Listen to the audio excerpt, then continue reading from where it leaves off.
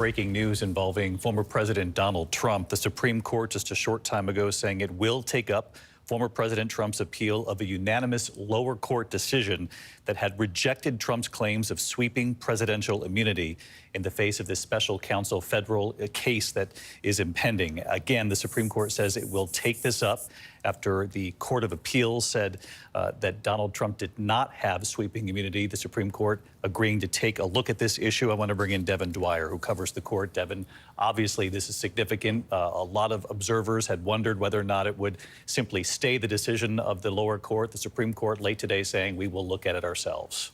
This will put the justices, David, right at the center of one of the most contentious debates this country is having right now over President Donald Trump's conduct after the 2020 election to invalidate those results. The justices just a few minutes ago saying that they will not only hear arguments, they will issue an opinion on a major historical question, and that is whether, and if so, to what extent does a former president enjoy full immunity from criminal prosecution for his duties? It's never been answered before, and it will have enormous stakes on the country, David. So, Devin, the Supreme Court says it will issue an opinion here on immunity moving forward.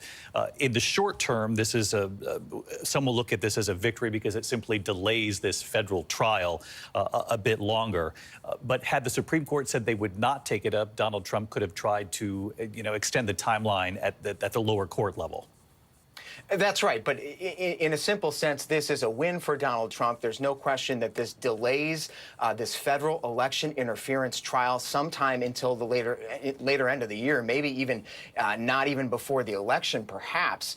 And it is a blow to Special Counsel Jack Smith, who wanted to get this underway as soon as possible before voters go to the polls in November. So this is a delay and a win for President Trump, but it may not be the final word just yet, David. The Supreme Court is signaling it's ready to act fast. And that April argument will certainly set a quick timetable for a decision. Okay. So how soon could we see a decision here, Devin? The Supreme Court didn't say in their order, certainly their term ends by the end of June, so we would expect to see it by then at the latest. But even that, David, will push a trial right up against the election. So expect to see the Trump team with giving a very forceful argument that is way too close to a presidential election to even have a trial. So a lot of unanswered questions from this big decision by the Supreme Court. But they are saying today they want to get into it and they want to answer this question, David. So let me ask a follow-up here, Devin. Had the lower court, that decision been held by the Supreme Court, what would have Donald Trump's, choices have been moving forward here as far as appealing it at the lower court level? Well, there's not much more he could have done to appeal the lower court's ruling if the Supreme Court said it could stand. It was unanimous.